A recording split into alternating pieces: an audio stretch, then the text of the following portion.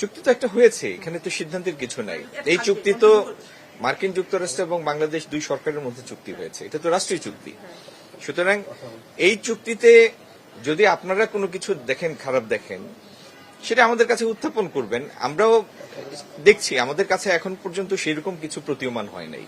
আর আরেকটা জিনিস আমি বলি, কোন চুক্তি এন্ড অফ লাইফ না, জীবনের সর্বশেষ কিছু না।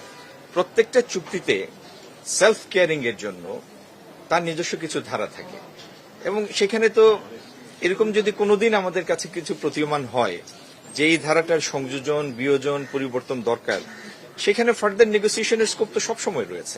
এজন্য আমার অনুরোধ হচ্ছে, এটা নিয়ে এত উদ্বিগ্ন হবেন না দয়া করে।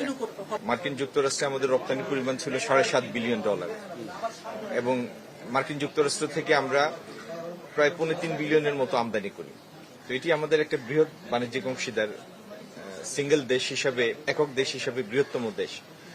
তো সেই দেশের সাথে আমাদের অর্থনৈতিক সম্পর্ক, বাণিজ্যিক সম্পর্ক, আগামী দিনে বিনিয়োগের সম্পর্ক, আমাদের এখানকার ডিজিটাল ইনফ্রাস্ট্রাকচার ডেভেলপ করার জন্য তাদের সহযোগিতার বিষয়, এরকম অনেক গুরুত্বপূর্ণ বিষয় জড়িয়ে আছে দুই দেশের মধ্যে।